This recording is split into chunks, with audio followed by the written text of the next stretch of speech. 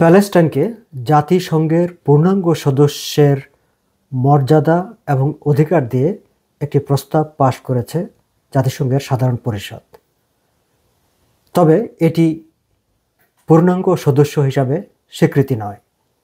Palestine জাতিসংঘের সাধারণ অধিবেশনে অন্যান্য পূর্ণাঙ্গ রাষ্ট্র বা সদস্য রাষ্ট্রদের মতোই বক্তব্য উপস্থাপন, বিতর্ক অংশগ্রহণ, নিজেদের বক্তব্য উপস্থাপন করা এবং তাদের প্রতিনিধিদের অন্যান্য সদস্য রাষ্ট্রের প্রতিনিধিদের সঙ্গে সেখানে বসার অধিকার পাবে।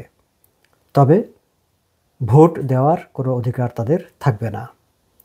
জাতিসংঘের সাধারণ পরিষদের অধিবেশনে আজ শুক্রবার 193টি দেশের মধ্যে 143টি দেশ এই প্রস্তাবের পক্ষে ভোট দিয়েছে। মার্কিন যুক্তরাষ্ট্র সহ ইসরায়েল সহ 9টি সদস্য দেশ এই প্রস্তাবের বিপক্ষে ভোট দিয়েছে, আর 25টি দেশ অনুপস্থিত ছিল।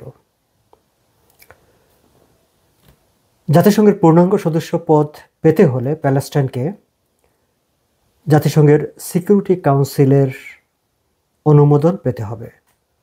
গত মাসে জাতিসংঘের সিকিউরিটি কাউন্সিল নিরাপত্তা পরিষদের অধিবেশনে এ নিয়ে ভোটাভুটি হয়েছিল এবং সেখানে প্রস্তাবটি নাকচ হয়ে গিয়েছে।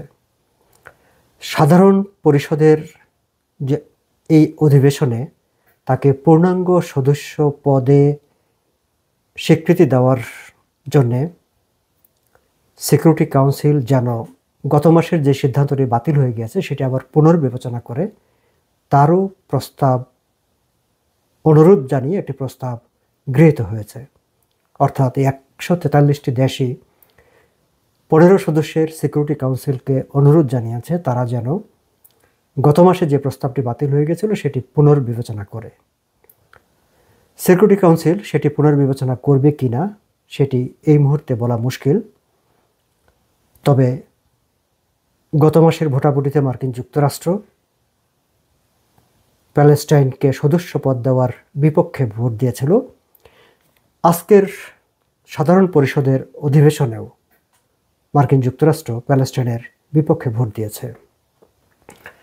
তবে আজকের এই ভোটাভুটিটাকে এবং এই জাতিসংঘের সাধারণ অধিবেশনে প্রস্তাব প্যালেস্টাইনকে পূর্ণাঙ্গ সদস্যের মর্যাদা দেওয়ার পক্ষে যে প্রস্তাবটি গৃহীত হয়েছে সেটি প্যালেস্টাইনের জন্য একটি উল্লেখযোগ্য কূটনৈতিক অগ্রগতি হিসাবে দেখছে আন্তর্জাতিক বিশ্লেষকরা।